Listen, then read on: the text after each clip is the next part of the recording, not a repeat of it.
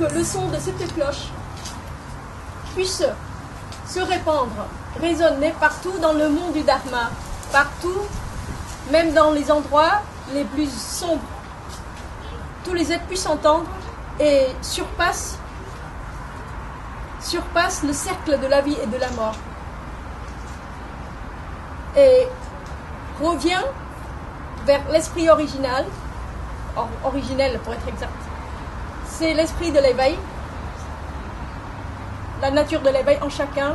Nous écoutons le son de la cloche.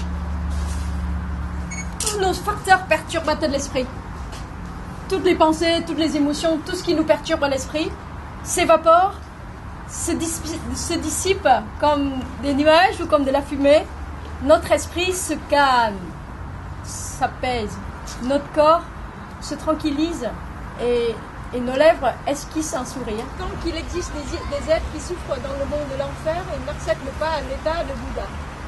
Ils gardent son état de bodhisattva pour continuer à aider tous les êtres. Comment vous définissez l'enfer dans le bouddhisme? Le Bouddha nous a dit que notre monde à nous, c'est comme tel que nous nous voyons là, nous voyons que nous sommes humains, nous voyons les animaux, bon déjà ça fait 2 mondes. Le Bouddha a dit, normalement il y en a 6, quels sont les 4 autres? Les êtres célestes, parfois on les appelle les dieux, souvent on les voit pas. Je sais, peut-être qu'il y en a qui ont déjà vu, mais moi personnellement je n'ai pas encore vu. Mais je sais qu'ils existent. Ensuite, après, il y a les asuras. On dit parfois, il y a des endroits qui les appellent des semi-dieux ou demi-dieux. Ils n'ont pas encore atteint de bonnes conditions comme les conditions de vie des êtres célestes. Donc, on ne peut pas dire qu'ils sont dieux, mais ils sont, ils sont encore souvent contrôlés par l'aspect colérique de leur nature. Je veux dire, leur habitude.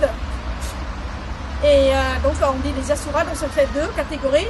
Ensuite il y a une autre catégorie, c'est une catégorie des êtres qu'on appelle les esprits affamés ou des esprits assoiffés. Ceux-là, parfois il y a des gens qui les considèrent comme des fantômes, avides, voilà, avides, affamés, assoiffés. Mais on les appelle comme ça parce que leurs conditions de vie sont assez difficiles, où il y a beaucoup plus de souffrance, mais ceux qui souffrent encore plus qu'eux, c'est ceux qui se trouvent dans le monde des enfers. Voilà. Et il y a beaucoup de types de monde d'enfer. Tout ça, c'est en fonction du fruit, des conséquences, des actes négatifs créés par les êtres. Tel ou tel acte négatif entraîne vers telle ou telle damnation dans tel type d'enfer. Donc il y en a plusieurs. On peut pas tout, il y en a tellement. Mais voilà. Par exemple, vous parlez de l'avidité, etc. C'est-à-dire, en fait, les images que vous donnez, ce sont des illustrations, voire des métaphores des passions humaines. C'est-à-dire des passions qui nous traversent tous, la colère, l'avarice, le désir, etc. Mais est-ce que vous pensez que les images dont vous parlez existent réellement? Les êtres célestes dont vous parlez, est-ce que vous pensez qu'ils existent réellement ou bien que c'est uniquement une illustration de ce qu'on peut vivre dans le psychisme et dans la vie spirituelle que les humains peuvent vivre? Est-ce qu'à votre avis, les humains existent vraiment? Je n'en suis pas persuadé, mais si quelques indices me laissent penser que vraiment, oui. Alors les êtres célestes existent vraiment. Très bien. Si on ne les voit pas avec nos yeux.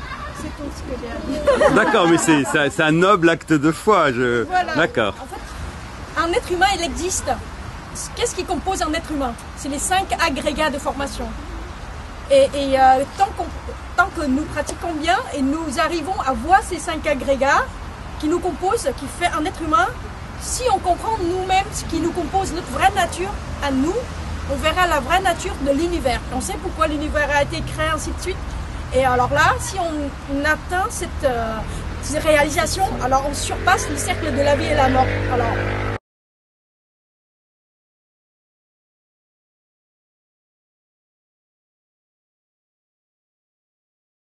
c'était le prince Siddhartha qui avait tout quitté pour trouver la voie de l'éveil. Et il avait médité pendant 49 jours sur l'arbre.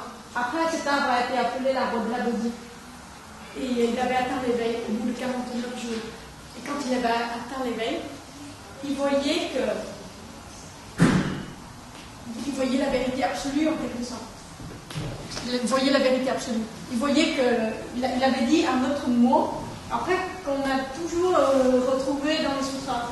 Je suis un Bouddha accompli, mais tous les autres êtres, vous tous, nous sommes des Bouddhas en devenir. Ça veut dire que nous avons tous la nature de Bouddha en nous, la nature de l'éveil. Nous avons plusieurs types de conscience, et dans notre conscience du très fond, il y a toutes sortes de graines, et y compris la graine de bouddhéité. Donc il suffit de pratiquer. C'est comme si on arrosait cette graine et ça pousse à la fin et on aura le fruit de bouddhéité. Voilà. Et vous disiez que Siddhartha arrive à l'éveil par la méditation. Là, quand vous prenez l'image de l'eau qui, comme une prière, vient faire grandir cette graine en nous du potentiel bodhisattva, oui. La différence, c'est que dans un cas, l'arrivée à l'éveil est par la méditation et l'autre, quand même, par l'action. Est-ce qu'il y a plusieurs voies qui mènent à l'éveil dans le bouddhisme? Je veux dire, est-ce que ça peut être une voie simplement intérieure, par l'éveil intérieur, ou est-ce que ça peut être aussi par les actes? Est-ce que les actes sanctifient, bénissent la personne qui les accomplit? Autrement dit, est-ce qu'une personne qui répète des actes, entre guillemets, bons, s'ouvre à la vérité du monde ou pas? Le fait d'accomplir ce qu'on appelle des bienfaits, bien. Mais il faut également un travail sur soi-même, d'où purifier son esprit. Vous voyez, donc ça comprend les deux aspects. L'aspect aide aux autres avec un aspect de l'altruisme, tout ce qu'on veut, n'est-ce pas? Et ne jamais faire le mal pour éviter de créer le karma négatif qui nous entraîne vers les bas mondes, les trois types, vous vous souvenez? Et ensuite, il faut purifier notre esprit, parce que notre esprit, depuis le non-commencement, nous avons, à cause des trois groupes de poisons. Ça, vous connaissez tous, vous avez dit tout à l'heure, convoitise, haine, colère et autres, et surtout de l'ignorance. Tout ça, c'est très important. Si on arrive à... La méditation, ça sert à rester dans un état, être toujours dans la pleine conscience de ce qu'on fait, de ce que nous sommes, de ce que nous pensons. Parce qu'il y a des gens qui considèrent que toute leur pensée, c'est eux. Mais ça, c'est pas vrai.